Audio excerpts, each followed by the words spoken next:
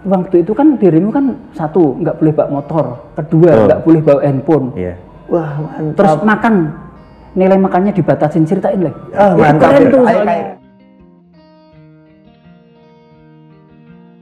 Assalamualaikum warahmatullahi wabarakatuh. Waalaikumsalam warahmatullahi wabarakatuh. Ketemu lagi di channel Saling Berguru bersama saya Faisal Kamal dan Mas Ili.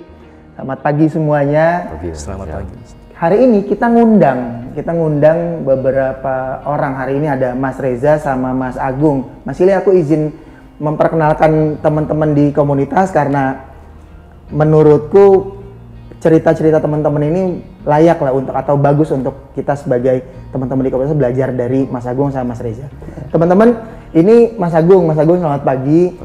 Mas Agung, ini aku dengar seseorang yang berproses panjang di komunitas lalu hari ini mempunyai beberapa achievement. Mas Agung punya usaha di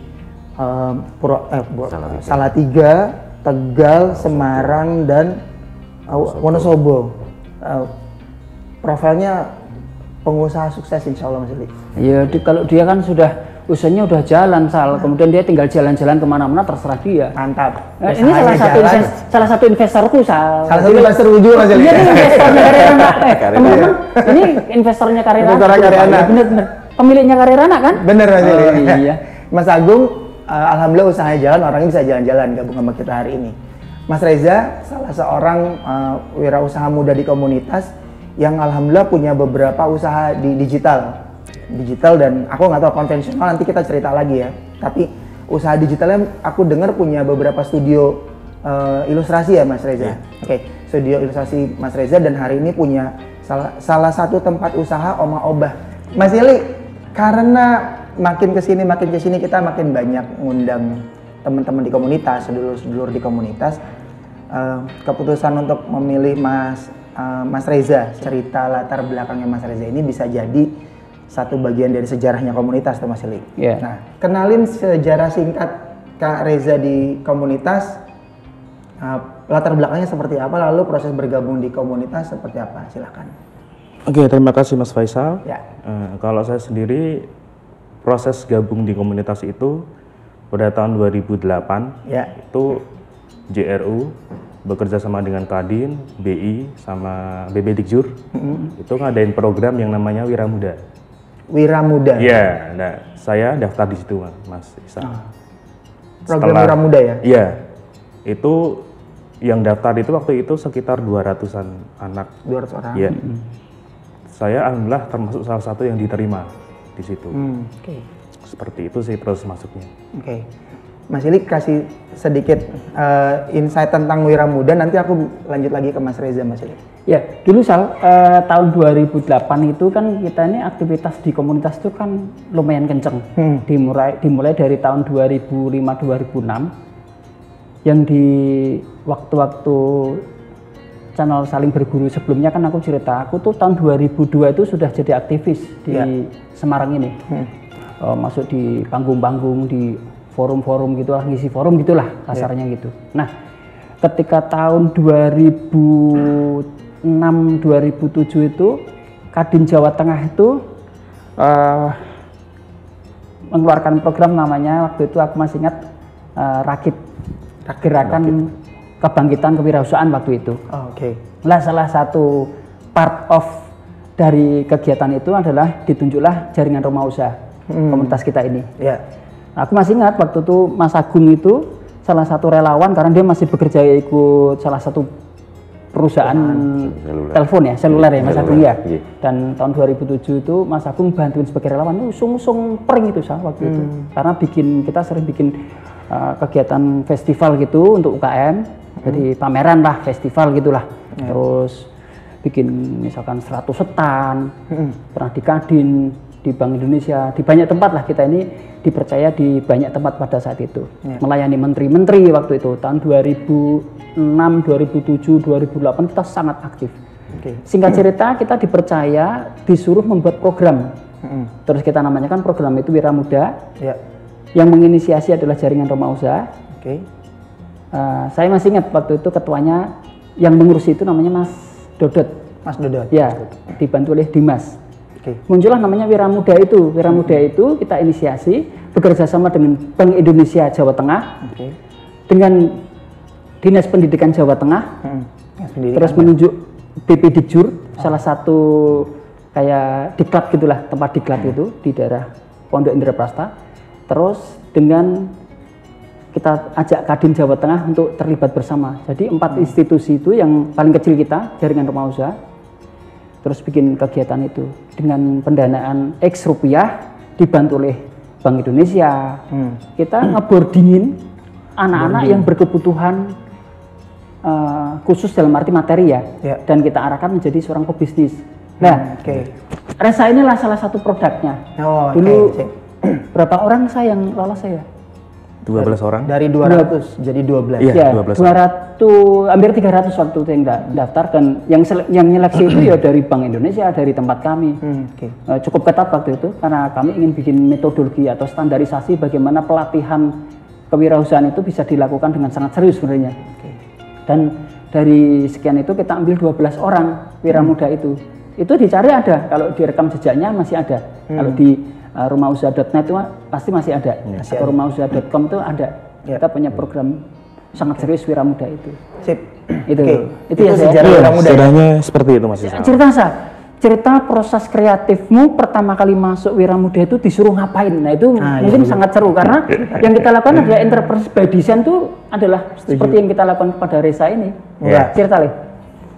Oke, jadi kegiatan wiramuda pada waktu itu adalah kami ber-12 itu setiap pagi diwajibkan bangun jam 5. Jam 5 pagi.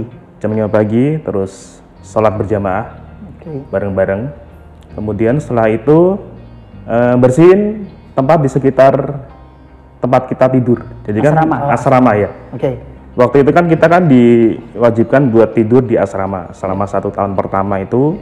Kami semua tidur di asrama di BP Dikjur, Mas Isal. Punyanya Dinas Pendidikan, Mas? Ya. Masih ada sekarang? Ya, cewek dan cowok terpisah. Itu.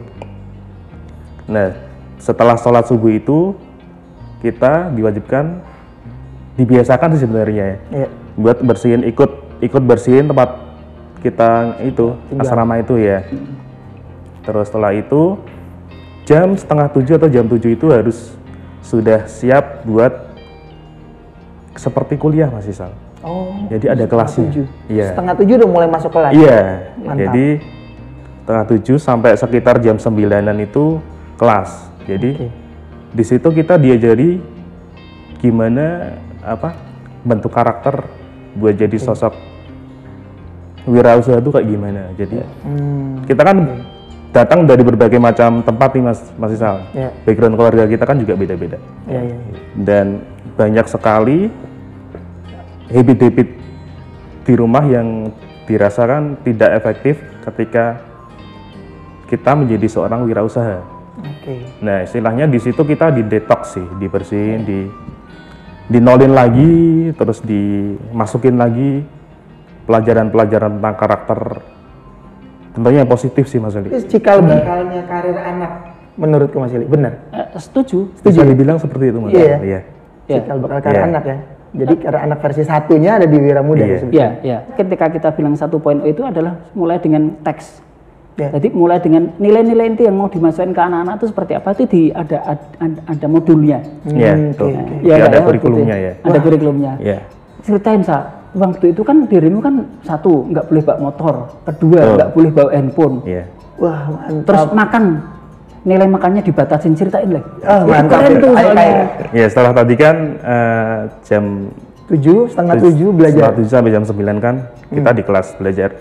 Kemudian setelah itu kami semua disebar Mas. Disebar? Ya kan, JRU kan punya banyak tempat usaha kan. Kita disebar, istilahnya belajar buat empati sebenarnya. Kalau aku ngambilnya dari nilai yang tak dapat dari kegiatan itu adalah empati. Jadi kita ngerti gimana posisi jadi karyawan itu kayak gimana, seperti itu. Terus kalau masalah tadi emang wiramuda dilarang membawa HP ketika kegiatan itu. Jadi selama jam setengah 7 sampai setengah 10 itu kita setengah 10 malam Mas Isal. Jadi kegiatan Wira Muda itu dari pagi sampai malam. Pagi sampai setengah 10 malam. Dari subuh sampai setengah 10 malam. Sampai setengah 10 malam. Di asrama dari pagi sampai setengah 10 malam. Ketika dia usianya masih 17-18 tahun. Itu effort yang kita ajarkan. Betul. Sampai setengah 10 malam. Timeline-nya apa aja Kak? Terus tadi jam 9 sampai jam 4 sore kita sebar buat bantu-bantu di unit usaha yang ada di CRU. Terus kemudian setelah itu pulang, beres-beres, mandi. Setelah maghrib kelas lagi Mas. Belajar lagi sampai setengah 10 malam. Mantap Mas. Terus setiap hari kayak gitu. Jadi harus sholat bareng, makan bareng, makanya sleep, eat and dream. Dreamnya lagi kita cekokkan kan, karena ini sebenarnya kan program doktrinasi program doktrinasi. Wira Muda itu doktrinasi. Setuju. Makanya aku selalu bilang bahwa kalau Indonesia ini berani, pemerintah berani atau lembaga-lembaga swasta itu berani ngambil sikap untuk mendoktrin siapapun untuk menjadi pebisnis dengan pengalaman sang pengusaha itu pasti seru banget hidup kita atau bangsa ini pasti nggak akan kalah dengan bangsa lain. Pasti itu. Kebayang sih proses dari 200 jadi 12 hari ini Mas Reza satu dari sekian banyak orang yang berhasil di komunitas. Mas Ili, elaborasinya Mas Reza ini sampai di titik ini kan itu kan pada saat ke tempat usaha kan nggak boleh bawa motor, sepedahan toh. Sepedaan. Yes, jaraknya ceritanya. Jadi nostalgia. Indah ya. Indah sekali. Ya, jadi kita diberikan sepeda, misal jumlahnya sekitar berapa misalnya? Waktu itu ada 6 atau gitu? Oh, satu sepeda untuk 2 anak. Nanti boncengan-boncengan itu. Ada yang boncengan, ada yang enggak. Ada yang enggak. Ada sekitar 7 atau 8 sepeda. Itu sponsor dari namanya aku sebut namanya Pak Andaka. Pak Andaka itu kalau sekarang yang punya sekolah tinggi farmasi Stifarm kalau nggak salah. Oke. Di Semarang. Sponsor dari beliau. Ya. Terima kasih Pak Andaka. Sepedanya bermanfaat sekali untuk akhirnya menjadikan dia mandiri. Menciptakan. Oke. Naik sepeda jaraknya berapa jauh Kak? Kalau jarak dari sini paling jauh tuh dari BP Dikjur ke Jeruk ya Mas Ili ya, paling jauh ya waktu itu. Kira-kira berapa kilo Mas? Berapa kilo ya? Kurang lebih 10 kilo ada? Tidak sampai ya? 8-an kilo. 8 kilo setiap hari bolak-balik. Tapi harus pulang pergi ngepit. Iya. Sepeda. Harus ngontel. Ya. Tahun segitu mantap. Effortnya mantap Mas Ili. Keras, lumayan ini ya. Lumayan menegangkan. Itu berapa lama Mas ngejalanin pendidikannya? 1 tahun Mas Ili ya. Iya. Jadi setengah tahun itu teori. Bangun disiplinnya. Kemudian teorinya, terus pengabdiannya ke masyarakat. Terus setengah tahun kemudian itu praktek ya saya, learning by doing kita sebar ke tempat unit usaha itu ya. Iya, di malam itu biasanya yang ngajar pengusaha semua. Pengusaha. Sesi malam itu diisi oleh pengusaha-pengusaha di Semarang. Pengusaha-pengusaha hebat waktu itu. Mantap. Bukan cuma di Semarang Mas Ili ya. Ya, kita kan ajak keluar kota nasional juga. Ya, kita jalan ya. Terus pembicara-pembicara publik dari luar juga. Waktu itu ada Andri Wongso ada waktu itu Bob Sadonya sempat lewat ya, kita ampirin. Banyak orang yang tokoh-tokoh nasional yang kemudian kami sudah berhubungan ya, kami minta untuk ikut menguatkan teman-teman 12 anak ini. Proses belajar selama setahun pasti jadi bekal. Mas Reza setahun digembleng sama itu elit tuh menurutku pasukannya. Setahun dididik di satu tempat asrama, terus belajarnya benar-benar dari pagi sampai malam, teknis dan non teknis aku ngelihatnya. Nah, proses itu menurut Mas Reza jadi bekal tuh ngebangun mental Mas Reza hari ini. Nah, sebelum nanti ke Mas Agung, nanti sebelum ke Mas Agung aku ke Mas Reza dulu untuk memastikan bahwa apa yang Mas Reza dapat yang dianggap jadi bekal di proses setahun untuk membangun proses mentalitas entrepreneurship-nya, Kak? Sangat banyak, Mas. Ya. Kita diajari berbagai macam ilmu lah kalau aku boleh itu ya. Dari kedisiplinan. Terus integritas, kebiasaan, detail. Bahkan detail itu yang sangat penting menurutku. Detail ya? Detail. Jadi kita waktu itu pelajaran detail itu yang paling berkesan sih menurutku sih. Kan setiap Jumat itu kan kami pagi itu jalan-jalan, Mas. Jumat pagi? Ya, agendanya kan jalan-jalan di sekitar asrama itu kan. Nah yang menarik itu setelah selesai jalan-jalan kita ditanya sih. Tadi kalian ngitung nggak ada berapa warung kelontong di sekitar sini? Wah, mantap. Kan kita nggak kira ya, kalau tanya nggak gitu. Sampai segitu ya? Iya, segitunya sih, Mas. Mas Ili, di proses Wiramuda deh, sebelum kita pindah ke Mas Agung, cerita sejarahnya Mas Agung juga nih, Mas Agung nanti. Siap, Mas. Di proses Wiramuda yang menurut Mas Ili perjuangannya Mas Reza, karena tadi kan latar belakangnya beda-beda, Mas Ili. Setauku Mas Reza adalah orang yang aku nggak tahu seleksinya seperti apa sampai akhirnya keputusannya Mas Reza masuk terterima atau diterima menjadi kontestannya si Wiramuda. Tapi proses latar belakang yang berbeda ini menurutku bisa jadi insight juga buat teman-teman di komunitas. Latar belakang Mas Reza sama proses Mas Reza di aku bilang digembleng sih itu Mas Ili. Pendidikan selama setahun itu dari sisi Mas Ili sebagai pemilik program di komunitas. Monggo Mas Ili. Kalau dulu aku masih ingat ya Sal, karena memang komitmennya kita waktu bikin program itu kan untuk apa istilahnya, mengangkat posisi teman-teman yang ada kebutuhan khusus tadi. Aku bilang tadi kebutuhan khusus secara material. Aku selalu percaya ini masalah wadah aja, masalah kesempatan aja. Kalau waktu itu pikiran kita adalah memberi wadah kepada yang memang butuh. Dan waktu itu di dalam proses seleksi itu ada 1 sampai maksimal 2 orang itu yang sebenarnya lolos. Tetapi ketika kita tanya, dia anak orang kaya. Oke. Kemudian kita ngobrol sama teman-teman panitia, Mas Dodot, ada Mas Dimas, saya, ada waktu itu ada Mbak Ning, Mbak Ari, ada beberapa lah. Kami bikin tim formatur itu sepakat jangan diambil. Itu ada 2 orang yang kita nggak loloskan karena dia tidak perlu kita bantu karena memang secara materi keluarganya cukup. Dan waktu itu ada yang membuat mereka gagal untuk tidak meneruskan program dengan Wiramuda kami itu adalah ketika ditanya kenapa milih Wiramuda. Salah satu yang membuat mereka gagal adalah ini seperti pilihan yang bukan utama karena mereka ada kesempatan untuk bisa kuliah. Maka yang kami loloskan termasuk Reza. Reza ini kebetulan aku cerita ya, anak pembantu rumah tangga. Reza ini ibunya pembantu rumah tangga. Bapaknya ini loper koran.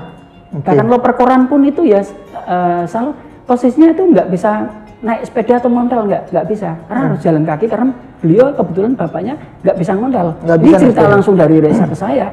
Ya saya.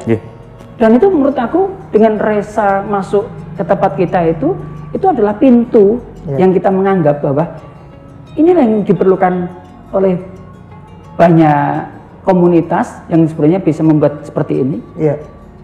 Kemudian memadai teman-teman yang memang punya kebutuhan. Hari ini kita hadir, namanya siapa Dwi yang nonton juga di sini yang pagi tadi sebelum ada Reza kan aku minta, coba diundang ada Dwi. Dwi itu kan anak pembantu rumah tangga. Kebetulan bapaknya tuh belum lama ini keluar dari percetakan, kerja jadi tukang cetak atau apa gitu. Menurut cerita dia itu sekarang nganggur gitu. Terus dari mastermind kemarin kan Dwi cerita bahwa dia kepingin sekali mandiri. Nah kalau kita semudah gini ngajarin tuh metodologi berpikirnya sederhana, ya udah panggil aja Dwi ke sini ngelihat Reza sekarang hari ini menjadi siapa. Wes sangar banget sekarang Wi. Kenapa aku bilang gitu, Wi? Hari ini Mas Reza itu, Wi, yang termasuk nebus rumah yang sekarang ditempati itu. Yang cerita Dwi itu kan Dwi sekarang masih tinggal di tempat simbahnya tuh. Loh, dengan cara ini saja ini sudah bisa jadi pelajaran besar loh. Betul. Benar nggak, Wi? Kamu ngerasain nggak? Ya. Nah, seperti ini loh, yang saya pikir ini menjadi sesuatu yang real yang dibutuhkan siapapun, yang harus pendekatannya selalu otentik itu. Menang kita itu kan bisa membuat teman-teman ini otentik. Wiramuda itu mengarahkan teman-teman muda itu harus menemukan titik otentiknya sendiri, bukan titik otentiknya orang tuanya gitu. Betul. Ya saya, tambah betul sekali. Nah, kalau saya sih punya keinginan buat itu sih, buat memperbaiki istilahnya ekonomi di keluarga sih. Waktu itu kan kami masih tinggal di rumah warisan dari kakek. Ibu pengen punya rumah sendiri. Jadi salah satu motivasi saya adalah pengen itu sih, mewujudkan keinginan ibu sih, buat punya rumah sendiri. Nah caranya gimana? Kan harus mikir mas. Ya. Ketemulah dengan komunitas YRU ini. Jadi saya sangat terbantu sekali dengan proses-proses yang ada di dalam komunitas sih. Jadi di sini kan diajari gimana caranya seperti itu untuk menggapai bermimpi pun. Saya juga nemunya di sini mas. SMA pun nggak punya gambaran apapun waktu itu. Lulus SMA blank aja. Blank mas, mana, ya? Serius blank. Jadi mimpi pun dibangun di dalam komunitas. Ya, itu seperti yang dilakukan oleh Reza pada posisi itu, membangun dreamingmu sendiri ya saya. Iya. Ya, itu Bi, dengerin Bi. Makanya itu. Terus kan kamu harus punya mimpi toh Bi. Bagaimana rumah yang ditempati keluarga besarmu itu bisa kamu ambil gitu. Itu Bi. Mantuk-mantuk ya. Iya, keren Mas Agung. Siap. Proses Mas Reza ini kan, sebelum kita bahas tentang pendampingan, karena Mas Reza ternyata kan dampingannya Mas Agung kan. Iya. Gitu. Nah, Mas Reza ada istirahat bentar nih, kita fokus ke sini gantian. Mas Agung, tadi Mas Reza cerita tentang proses sejarah sebelum masuk komunitas. Tadi Mas Ili juga sempat bilang, Mas Agung itu bantu-bantu proses awal di komunitas. Gimana? Cerita proses latar belakang pekerjaan sama ketika masuk komunitas itu prosesnya kayak apa? Monggo Mas Agung. Baik. Silakan. Terima kasih Mas Faisal. Ya. Sedikit nyambung ke apa yang sudah dialami prosesnya Reza di Wira Muda nih. Saya sebelum gabung itu kan juga ngelihat aktivitas teman-teman Wira Muda itu Mas Ili. Iya.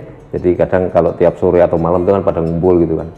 Pada saat itu kan saya memang baru belum bergabung kan, itu masih ikut salah satu seluler di Semarang kan itu. Lihat kok ada sesuatu yang di situ saya banyak bertanya sebetulnya.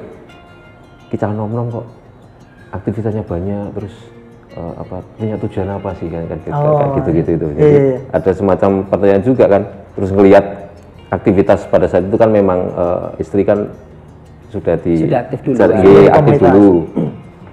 Kadang itu juga aneh Mas Faisal, kalau ngelihat saya berangkat kerja gitu siang saya telepon itu, tak telepon istri itu lagi di pasar, terus nanti tak telepon lagi belanja atau apa. Saya kadang mikir kerja kok enak saya dapat kerjanya enak kok. Iya. Jadi saya tidak pernah setiap kali saya telepon itu ngurusi kerjaan tuh kayak aneh deh saya kan gitu. Ya cuman hanya pada saat itu memang bertanya kan, terus apa sih sebetulnya yang ada di komunitas ini tuh apa gitu. Terus saya lanjut yang Mas Isal itu, yang momen yang di BP Dikjul ada event gitu. Itu memang prinsipnya memang bantu sih, bantu terus sambil kepo juga Mas. Kepo ya. Ini siapa, terus ini acaranya apa, terus kok yang datang juga orang-orang yang benar-benar di dunia yang wirausaha bisnis gitu-gitulah, yang memang pada situ kan saya tidak tergampang, saya karyawan istilahnya kan guys, berangkat pagi pulang sore nyari omset ya seperti itu kan gitu Mas ini. Terus jeda berapa tahun gitu, karena mungkin itu kembali ke ini sih masih lihat sempat cerita sama istri kan, mesti ngeloke bahasa Jawanya ngeloke. Kayak bojomu kena angin terus bendino pura secara kesehatan sih mikir. Masih lihat aja kayak gitu kok sampai kepikiran gitu loh. Saya sendiri pada saat itu juga nggak mikir istilah awakku piye sudah, karena memang tangguhnya di pekerjaan yang memang harus minta itu gimana sih kayak semacam bibit-bibit lah, sorak sih saya tak ikut gabung ya. Cuman kan caranya pada saat itu kepikiran gabung, cuman kan bekalku apa, ya balik ke situ Mas, skillku apa, terus aku bisa apa gitu. Terus ya lewat hal-hal yang memang sederhana banget lah, isoneku ya wis tak lakukan itu. Terus jadi relawan Sal. Jadi relawan ya, banyak banget ya bantu waktu itu awal-awal ya. Jadi memang ya enggak kepikiran aja Mas, maksudnya karena istri punya kerepotan gitu ya sekali bantu sambil ya apa ya istilahnya kayak semacam ingin tahu juga gitu loh. Jadi proses Mas Agung dari bantuin istri, awalnya bantuin istri kepo, terus akhirnya matur sama Mas Ili untuk kita gabung komunitas. Iya. Terus awal sekitar bulan Mei 2008 kalau tidak salah, Mei itu 2008 terjadi obrolan gitu kan. Itu aja saya tanya juga, ini saya mau ikut karyawannya siapa? Awalnya itu. Awalnya nggak tahu juga. Karyawan istri saya atau karyawan dulu masih ada Mbak Sinta sama Mbak Arige, kalau tidak salah. Itu pikiran saya di situ. Wis nggak masalah, wis yang penting dari kesehatan waktu dan juga kan waktu banyak terbuang Mas dulu. Semarang Salatiga itu pun saya kerjanya di Salatiga. Jadi setiap hari dilaju Tiap hari laju Semarang Salatiga. Iya, Semarang Salatiga dan areanya pun kantornya Salatiga. Area pemasaran saya itu dulu di Ambarawa sampai mau perbatasan Magelang itu. Kalau yang arah selatan ya, kalau yang arah sini sekitar daerah Karangjati, Ungaran itu. Jadi sales, di sales. Pantesan Mas Ili bilang itu nggak kasihan suamimu kena angin terus tiap hari gitu ya. Iya. Dari situ pantesan. Aku baru enggak karena ternyata jarak. Dan itu motorannya ya Mas? Iya, naik motor. Sangar. Naik motor tiap hari. Oke. Nah itu sejarah gabung ke komunitas. Iya. Mas Ili, monggo Mas Ili. Ya. Buat Mas Reza dan Mas Agung, Mas, apa yang sekarang mungkin ke Mas Agung dulu, apa yang paling Anda dapatkan setelah berproses dengan bareng-bareng belajar di saling berguru di komunitas itu Mas, di jaringan rumah usaha? Kalau dari saya pribadi Mas Ili yang paling dengan perbandingan yang profesi yang saya dulu sisi waktu Mas, waktu yang memang bisa maksimal, kita bisa melihat anak kita seberapa aktivitasnya, terus sekolahnya seperti apa, itu benar-benar yang saya dapatkan lebih banget gitu. Kan dulu kan memang kadang berangkat pagi itu kadang anak belum bangun, nanti pulang juga udah tidur gitu, hampir tiap hari seperti itu. Jadi waktu seolah habis di jalan gitu. Sisi waktu masih, terus yang kedua mungkin lebih ke apa nih? Dari lingkungan pun bisa banyak bersosialisasi sih Mas Ili. Di lingkungan rumah ataupun keluarga atau di komunitas sendiri, jadi banyak waktu sih. Itu yang saya dapatkan. Yang Anda dapatkan. Tapi kan prosesnya panjang Mas Agung, setelah yang kita selalu bilang kalau sudah mulai belajar bisnis itu yang harus diingatkan kepada diri kita itu adalah membangun sistem kan bolak-balik. Itu kan setelah Mas Agung sekarang berhasil di sistem itu kan dengan proses yang cukup panjang juga kan, mengalami pasang dan surut. Kalau diri kamu dapatkan sekarang ini apa saya berproses dari tahun 2000 berapa itu, kemudian sampai sekarang tuh berapa tahun itu kok, ceritain Sa. Banyak Mas Ili. Termasuk salah satunya adalah waktu tadi. Karena di sini kan kita diajari gimana caranya membangun sistem. Saat ini kan sudah, alhamdulillah sudah tertata dengan baik lah untuk unit yang saya kelola. Kemudian yang lainnya adalah saya merasa menemukan rumah baru sih Mas Ili. Di mana orang-orang yang ada di dalam komunitas ini kan sudah kayak sebagai sedulur. Bahkan kalau saya merasa lebih kekeluargaannya lebih sangat kental daripada saya di rumah. Yang saya rasakan.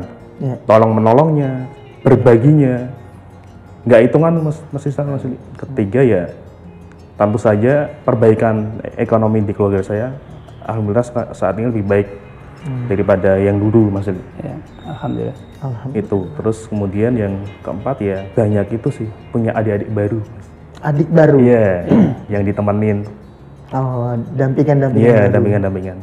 Aku tertarik sama omongan Mas Reza tadi tentang aktivitas sekarang tuh asik nemenin adik-adik. Nah, Mas Reza, aku minta Mas Reza ceritain aktivitas sekarang nih apa, terus ngedampingin adik-adik tuh ceritanya seperti apa? Aktivitas saya saat ini adalah beraktivitas di sebuah tempat di jaringan rumah usaha, namanya adalah Omah Obah.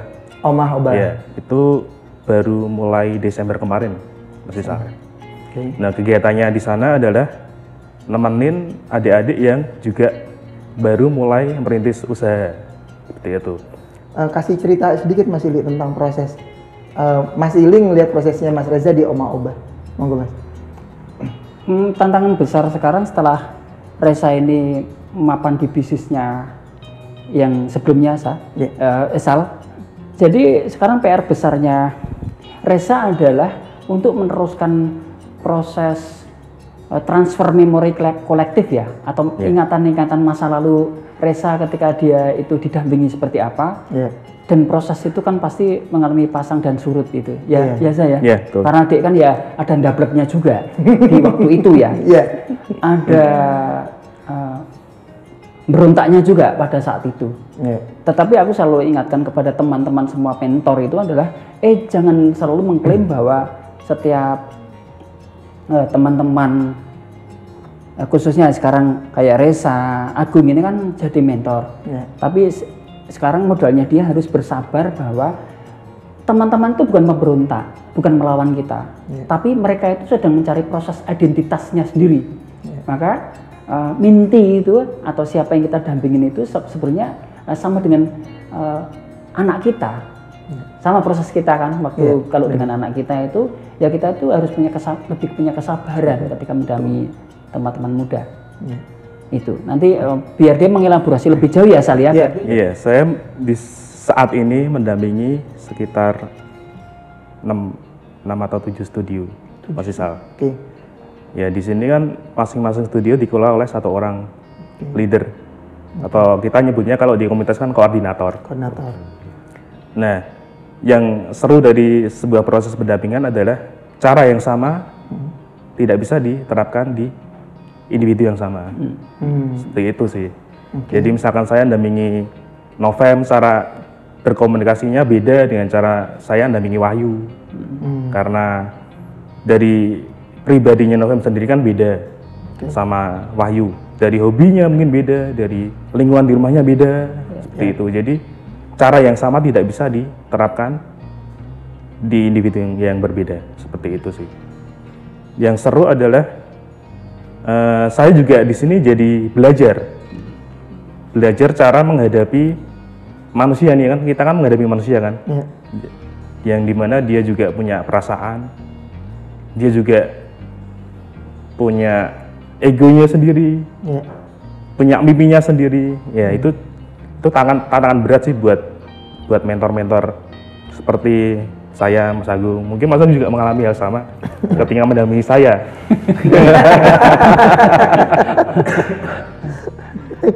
Iya, dulu kan saya kan juga ya merasakan sih, aslinya kan setelah saya menjadi mentor kan sadar sendiri, oh dulu saya itu juga ternyata ya. Ya seperti itu Mas Sam. Dulu kan saya kan kalau mungkin disebut keserakahan artistik ya Mas Ili. Dulu saya mengalami itu Mas Isa. Jadi untuk mendelegasikan sebuah pekerjaan ke orang lain tuh susahnya minta ampun. Ditawarin dari tahun berapa ya Mas Ili ya? Tampil ya saya waktu main musik nih masih aula bawah kok. Masih latihan ngeband itu sambil ngurusin orderan masih jadi saya gitar, sampingnya laptop masih balas chat. Segitunya ya. Iya Sal, nggak tak omelin kok kowe iki lho sah. Arep ngeband wae kok ya isih nyambut gawe. Padahal nyambut gawe kene sembok transfer ning bocah-bocahmu to. Aku sampai begitu loh Sal dulu itu. Iya saya? Iya. Ya segitunya saya. Waktu itu ya. Nah dari proses itu kan saya akhirnya kan tak sampaikan ke adik-adik yang sekarang ini saya dampingi untuk tidak melakukan kesalahan yang sama seperti yang saya lakukan. Jadi sesegera mungkin misalkan ada karyawan yang memang berpotensi buat diberikan ruang untuk bertumbuh ya, sebisa mungkin berikanlah dia kesempatan buat bertumbuh bareng gitu sih Mas. Tapi apa ya gampang? Iya nggak gampang. Apa sih yang paling susah Sal?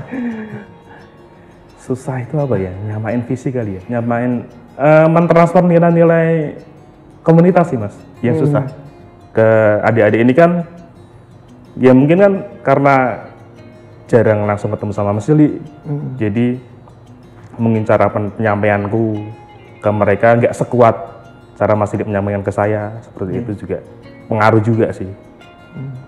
Seperti itu maksudnya saya rasakan. Berarti nek kekuranganmu tadi seperti yang kamu rasakan, terus berarti tugasmu apa saiki menurutmu? Ya mengawal mereka Mas Ali, untuk tidak melakukan hal yang sama seperti yang saya lakukan. Harus sinau terus apa? Iya, ya otomatis saya juga harus belajar terus. Apa banget? Berat. Jadi terus aku bayangin tugasku nih komunitas sebagai seorang founder, sebagai seorang perintis, aku ki bendino ki lho sampai saiki sa bendino sinau sa. Nah saiki Mas Agung tugasmu Mas. Iki tugasmu kan ngawal Mas Reza, ngawal Reza untuk kon ngancani. Sharing Mas. Ya. Mas Faisal. Ya. Pada waktu Mas Sili memberikan langsung disuruh nemenin Reza. Itu pun bukan Reza yang harus belajar, saya pun langsung mikir Mas, bisnis aku.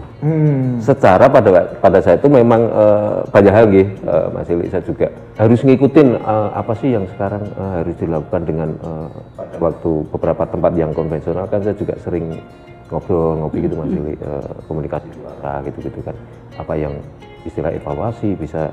Terus ketemu Reza itu saya beda dengan yang sebelum-sebelumnya. Kalau dulu kan sifatnya konven yang memang itu dari awal terbiasa dengan rutinitasnya dulu gitu lah. Ini ketemu Reza aja dengan dunia yang sekarang itu kan, waduh, cara pendampingan seperti apa lah, itu yang jadi PR ini saat sini sih PR-nya aku wes aku. Mas ini mau nggak mau sih maksa aku untuk belajar. Ya sebisa mungkin sih sharing lah apapun dengan kita mungkin Reza bosan loh. Paling bahasamu ngono tok Mas ya gitu-gitu tuh. Jadi kan cuman kan menyangkut kita lagi ngobrolin apa itu ketemu masih, dan saya juga tidak tahu gitu loh. Reza pun mungkin dirasa untuk hal teknis kan memang saya sendiri tidak di ruang itu gitu loh. Cuman Reza sendiri juga lebih Mas golek ke dalan atau apa. Jadi memang berkomunikasi lebih di situ sih masih gitu sih. Kalau perjalanan pun ya macam-macam namanya karakter terus moodnya seperti apa, memang banyak sih yang harus saya sendiri juga harus lagi bocah ya, otomatis saya pun harus ngelihat proses saya sendiri juga gitu. Jadi apalagi sekarang Reza sudah mendampingi berapa anak itu pun juga sama, mungkin dia juga ngelihat pas pada saat kita sering ngobrol gitu juga bisa menimbang untuk urusan seperti itu harus komunikasi seperti apa gitu, lebih membiasakan aja sih. Jadi proses belajar juga jadi lebih tidak hanya memberikan menyuruh pun kan juga butuh kecerdasan kalau Mas Ili bilang gitu. Mendelegasikan apapun kan memang harus ada di istilahnya Mas Isal, diberikan panduan gitu, tidak hanya asal nyuruh gitu kan. Misalnya gaya kopi itu dunia piye kan gitu, harus masak air dulu, harus menyiapkan gula, menyiapkan kopi gitu ya, semacam itu sih. Jadi tantangannya banyak sih, lebih ke memang sama-sama belajar sih Mas Ili kalau pendamping, karena mungkin dari durasi waktu atau itu yang membedakan itu, cuman dari sama-sama belajarnya semua sama-sama belajar sih. Itu Mas Ili. Kalau Mas Agung apa yang langsung bisa terasa berbedanya antara Mas Agung yang sudah berhasil mendampingin bisnis konvensional dengan sekarang mulai dampingin bisnis yang barengan dengan Reza ini, bisnis digital itu? Letak perbedaannya menurut Mas Agung gimana? Lebih ke kebutuhan sih Mas Ili. Jadi mau tidak mau kan memang tidak bisa kita harus, kalau Mas Ili selalu ingat kayak kita kan jangan berharap bisnis yang kita kelola sekarang itu akan tumbuh terus kan gitu. Kita harus memberikan gambaran ini bisnis kita tidak tahu besok pun bisa hancur. Pada pandemi kemarin kan juga seperti itu. Jadi itu jadi momen ketika pada saat pandemi kemarin itu Reza pun sempat saya kena PR kan gitu dari anak-anak yang konven itu kan yang beberapa kan tsunami waktu itu waktu pandemi pertama liburkan Mas. Cerita gini Mas Agung pas waktu itu. Nah itu pun saya juga ada suatu itu memang harus kita pikirkan bareng, karena pada saat itu memang Reza yang pas gitu loh posisi dengan apa yang dilakukan sekarang, terus studionya sudah jalan gitu kan momen. Cuman pada saat itu memang yang Reza rasakan, Mas nol kabeh Mas. Ya itu PR-nya, saya kan gitu. Kita maksudnya anak-anak itu zong ya. Basicnya memang diajarin tidak ada. Secara mentalitas, jangankan untuk ngoperatori laptop, nyalakan, hidupkan itu pun nggak punya kemampuan. Harus ada edukasi dulu ya. Iya. Iya. Benar-benar di samping itu beberapa tempat yang tadi yang ada yang di Purwokerto terus Tegal itu kan memang vakum, otomatis memang libur kan. Iya. Itu kita juga sedikit memaksa mereka untuk memberikan ini masih ini kondisi yang memang harus mau tidak mau kita harus lakukan kan gitu. Wis, gue dibahas nih Semarang nih. Saya sama saya gitu. Terus gue pilih mas, kelompok isik wae. Nanti begitu sampai di sini kita bisa petakan sing sekiranya bisa kita lakukan apa. Ya Reza yang pusing 7 keliling di situ gitu. Yang anak-anak itu ya ada jumlahnya berapa waktu itu yang dari beberapa kota itu masuk ke Semarang? Total 8 anak. 8 anak ya. Iya, sekitar 8 anak. Setiap kota 2 lah ya katakanlah 2. Itu pun berisiko Mas Isal Mas Ili ketika pada saat pandemi itu kan lingkungan semua pada di rumah semua. Iya. Di tempat kita rame. Nah itu yang jadi sampai kita disebar kan. Kowe nggak ada ngono, aja berisik. Kamu di sana wis aja gawe suara sing itu. Karena setiap hari itu kan dulu sampai Hansip Kamtipmas itu kan keliling ya, benar. Itu juga jadi rumah itu jadi penuh. Jadi dengan aktivitas sarana, jadi pelan-pelan lah. Mungkin Reza bisa ceritain awal dulu yang dikerjakan apa tuh, mulai bingung. Cuman begitu jadi merupakan tanggung jawab, ternyata ya muncul sharing dikit apa yang pada platform yang di Iya benar. Cerita Kak, sharing Kak di saat orang-orang pada tiarap semua, terus tiba-tiba Mas Agung bilang rumahnya rame orang belajar. Mas Reza salah satu yang karang itu. Dia yang tak paksa mesti. Iya ora iso ora ono liyane. Cerita Kak. Ya waktu itu emang seru sih Mas. Jadi kan pandemi datang kan, datang terus berefek ke bisnis konven, undangan kena waktu itu. Terus beberapa hampir semua ya Mas ya dirumahkan ya. Terus kemudian aku di calling Mas Agung malam-malam tuh. Pada waktu itu aku barusan sampai rumah Mas, balik lagi ke Mahuni akhirnya. Nah malam itu juga kita ngobrol sampai malam, gimana nih enaknya nih. Terus besoknya akhirnya kan teman-teman yang konven suruh kumpul, terus bahas ini, kipi carane biar dewi-dewi ini bisa makan kayak gitu. Kan emang waktu itu kan emang omset 0 ya Mas ya. Bener-bener. Nah kan kita di luar kota itu kan toko toko undangan, toko grafika gitu kan. Nah begitu semuanya suruh tiarap, pemerintah kan wajib tutup kan toko gitu. Toko tutup. Kan nggak bisa makan. Iya benar. Terus tarik cara waktu itu. Terus proses belajaran dimulai yang tadi itu terus terus ada proses seleksi ya Mas Agung ya. Jadi semua karyawan di tempatnya Mas Agung sama Mbak Aning itu ditawarin. Disuruh nyoba satu-satu. Ada yang sehari nyerah, 2 hari nyerah, nggak mampu diajak scale up skillnya. Waktu itu kan ya tugas berat sih karena emang teman-teman ini kan sama sekali bukan orang yang familiar sama komputer, Mas. Laptop. Apalagi desain kan.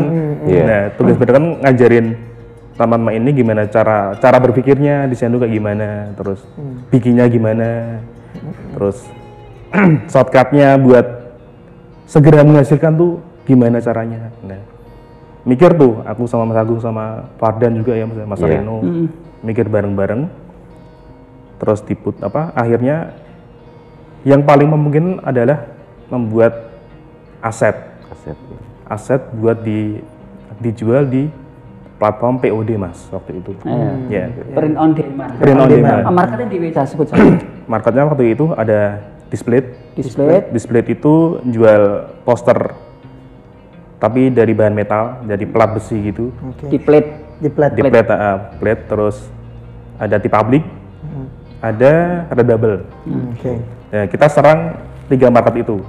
Jadi setiap hari tugas teman-teman ini adalah membuat aset dan diupload di ketiga market itu Mas.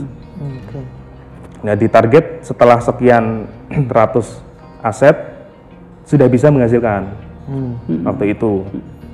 Dan benar ternyata setelah target yang ditentukan tercapai, alhamdulillah sedikit-sedikit mulai menghasilkan. Nah, dari beberapa teman yang tadi nyoba gagal itu ada 2 orang yang bertahan, si Novem sama si Wahyu, Mas. Novem itu dan Wahyu itu berarti produk pandemi ya? Produk pandemi yang dipaksakan ya. Akhirnya sekarang bisa bener-bener running kan? Iya. Tuh kan? Terus mereka berarti kan tadinya kan cuma ngitungin undangan kerjanya dia ya, Mas. Ceritanya yang lucu, dia berangkat nggak mau berangkat itu ceritain juga dong apa?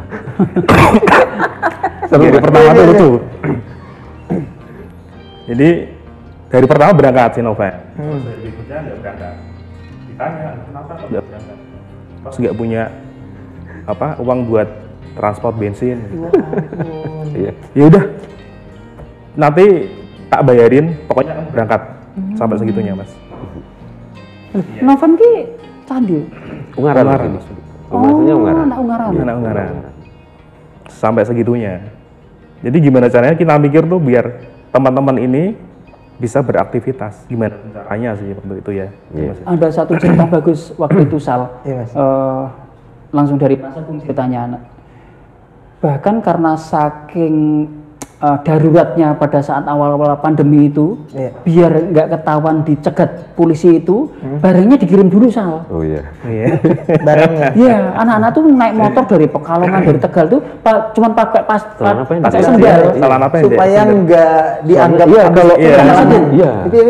Jadi gini, pada waktu kita pun ngobrol harus ke sini pun, itu pun begitu kita nyampaikan ke situ, kan pasti masalah. Iya. Apa itu namanya? Lockdown ya? Iya, di lockdown. Bisa lewat, Ra. Bisa, Mas, gitu. Begitu pas datang gitu tuh, Mas, ada yang cuma pakai sandal jepit, celana kolor, tasnya itu enggak ada. Sebagian wis pokoknya saat cukupnya masuknya di jok gitu. Cuma karena kalau dengan celana panjang, pakai jaket dan sebagainya itu kan otomatis tetap, wah ini orang Jawa, apalagi motornya platnya kan luar kota, Mas, pasti tidak boleh. Alhamdulillah begitu datang, bisa tekan alhamdulillah. Itu belum selesai, Mas, ketika pada waktu hampir puasa lebaran selesai itu pulang, ya kita kontak-kontakan mulai tekan rumah ngabari, karena kita juga ketakutan di situ lagi kita tekan rumah pula kan perbatasan itu kan disekat semua. Iya benar. Alhamdulillah udah rumah ya sudah. Seru. Jadi bayangkan bahwa proses kreatif itu harus dilewati dengan cara-cara yang kita harus berani melompatinya, ya kan? Dan apa yang kita lakukan sebenarnya kan lompatan gitu tuh, Sal. Iya. Hanya masalah dulu di masa lockdown itu aja. Kalau cerita sekarang, kalau orang lain mendengar cerita sekarang itu ya seperti nggak ada apa-apa. Tapi kalau kita ingat di masa lampau seperti itu kan semuanya serba darurat dan seperti orang mau perang. Iya benar-benar.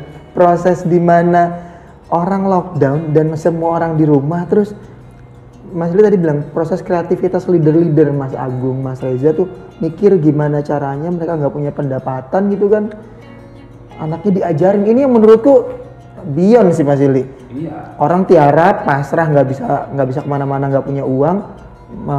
Mas Agung sama Mas Reza mikir, ini gimana anak-anak ini yang tadinya latar belakangnya nggak bisa komputer loh, nggak ngerti komputer, terus tiba-tiba punya usaha visual, gimana itu kalau nggak beyond nggak nyampe, Mas, di menurutku. Iya. Ke Mas Agung, ini salah, Mas Agung itu kan sekarang juga sudah founder.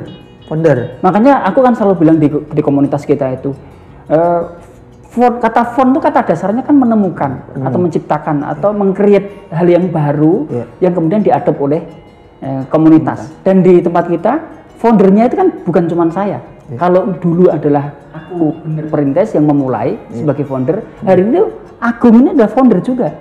Nah sekarang Mas Agung sharing dong, Mas Agung, sebagai Anda seorang founder di jaringan rumah usaha, sharing waktu pandemi itu loh, berapa yang dirumahkan dan sebagainya. Kebetulan dia yang memegang data, termasuk data lainnya adalah waktu itu sebelum pandemi kita bisa menyekolahkan kaum duafa itu lebih dari 80 orang loh, Tapi begitu pandemi awal kita terpaksa harus menghentikan ya, Mas ya. Ada kita kuliahkan, ada kita sekolahkan, ada yang cuma kita membiayai orang yang sudah sepuh, ada orang buta kita biayai. Itu Mas Agung kebetulan pengurusnya langsung cerita Mas Agung. Ya, pada saat itu saya memang diamanai di komunitas kan memang ngumpulin dana infak, Mas. Jadi tiap bulan kan dari beberapa tempat usaha itu kan memang menyediakan 2,5% sampai 3% untuk sedekah infak dan sebagainya kan. Pada waktu itu yang utama kan memang tempat-tempat yang memang benar-benar sangat membutuhkan, dan dulu Mas Ili memberikan saran yang benar-benar membutuhkan itu ke semacam, ambil contoh yang sekarang masih jalan sampai sekarang itu cacat ganda yang ada di Afridah itu tiap bulan dari dana teman-teman semua itu kita akomodisi, terus kita belanjain kebutuhan-kebutuhan di sana gitu. Cuma pada saat itu begitu pandemi datang, otomatis kan kita ya memang mau tidak mau lingkungan kita pun membutuhkan gitu loh. Jadi ada kita ngobrol sama teman-teman yang lain pun, terus kita apa gitu upayakan untuk kebutuhan 3 bulan awal gitu Mas itu dulu. 3 sampai 6 bulan. 3 sampai 6 bulan itu memang kita cover dari memang hasil dari usaha-usaha yang sudah terkumpul itu Mas Isa. Jadi alhamdulillah pandemi belum sampai berjalan 3-4 bulan tuh alhamdulillah tempat-tempat teman-teman yang lain tuh untuk sekedar makan sisa, Mas. Maksudnya bersyukurnya di situ. Jadi ada backupan dari infak dan sebagainya itu bisa survive ngelewatin masa pandemi yang kritis itu ya. Komunitas. Dan karyawan-karyawan pun kita hitung, kita total ada 130-an yang kita sementara rumahkan, tapi kita harus membiayai. Dan itu waktu itu kita hitung sampai hampir 1 tahun ya, karena kita kan programnya tahun 2020 ya, waktu pas 2020 pandemi. Pas bener-bener puncak-puncaknya itu kan kita harus hitung dari mulai Maret sampai dengan bulan akhir 2020 itu. Alhamdulillah tuntas ya Mas ya kita ya. Alhamdulillah bisa. Mas Agung soalnya pengurus, dia founder di Jeru juga, jadi ngatur tata kelola komunitasnya harus tetap berjalan karena kita ngidupin ratusan orang, kalau dampaknya semua kan sampai ribuan orang kalau benar-benar. Tapi ada semua yang lebih bersyukur lagi Mas Isal, Mas Ili, proses awal pandemi itu kan sekitar bulan Maret nih. Itu tidak lama, sekitar 4-5 bulan tuh sudah running gitu Mas Ili, yang undangan-undangan teman-teman tuh ternyata banyak yang sudah keluar gitu. Itu kan logikanya kita di pesan itu jadi kaget loh. Pandemi kok orang sing order gitu loh. Itu banyak, itu malah wilayah daerah barat itu. Masih jalan, bulan ke-5 sama 6 itu malah masih bisa menghasilkan. Udah mulai ada orderan. Jadi kita kalau di order dulu malah kaget loh kok orang sing undang, padahal kan produknya produk massal gitu. Produk orang nikahan kan memang di mana-mana nggak boleh nikah, terus kita bersyukur bahwa ternyata dengan apapun yang kita upayakan bareng-bareng itu hal itu masih bisa kita kondisikan gitu. Alhamdulillah gitu. Ya, kekuatan komunitas ya Mas Ili. Iya, kuat. Ya bareng-bareng atau bersama-sama itu. Wah, itu dahsyat sih. Makanya ini yang terus kita sepakati bersama-sama. Enak ya kalau misalkan kita ini bekerja bareng-bareng dan bagaimana membuat sistem itu. Untuk ya sistem itu kan bermanfaat tuh minimal personal lah untuk diriku pribadi, dirinya Reza atau Mas Agung gitu. Tapi pada setelah itu kemudiannya tetap manfaatnya untuk banyak pihak. Bisa tambahin Mas Agung atau Reza, apa yang Anda bayangkan komunitas ini harus dibawa kemana ke depan? Kalau dari saya mungkin yang lebih sederhana gini Mas Ili. Kembali ke saya pribadi dengan awal dari banyak amanah yang Mas Ili berikan ke saya itu jadi buat amanah kelompok, sekarang kan bukan amanah ini kan sudah di komunitas dan ruang-ruang yang memang banyak diberikan ke saya itu, jadi memang saya pun harus berusaha juga mengembangkan apa yang jadi tanggung jawab saya ke ibaratnya kalau karyawan tadi mungkin bisa dikasih ruang lebih, terus bisa ditumbuhkan lagi, itu sih untuk kalau yang arahnya kemana mungkin bisa nambahin sini. Aku tinggi transfer, memberikan tongkat estafet kamu yang lebih muda. Jatahmu menurut jatahmu. Iya, mungkin karena proses regenerasi ya, Mas ya. Ini kan sekarang kan banyak studi-studi muda di komunitas. Mungkin dari segi gerakannya juga akan sangat berbeda dari yang sebelum-sebelumnya. Jadi mungkin bisa lebih itu sih, mulai terbuka kali ya. Jadi sudah mulai membangun silaturahmi, mungkin kalau studio ya mungkin bisa main ke mana, nyambung silaturahmi ke Jogja mungkin, ke Malang mungkin, yang mungkin dari segi dengan komunitas lain. Iya, dengan komunitas lain. Itu bisa itu sih lebih mungkin eksponensial kali ya dari segi ilmu yang kita dapat. Gitu sih. Ya. Caranya adalah lebih membuka diri kita. Iya, membuka diri. Bukan hanya dengan komunitas yang ada di dalam ini, tapi juga dengan silaturahmi dengan komunitas lain. Ya apapun, bisa apapun, visual, ya. Bisa ya apapun lah. Oke.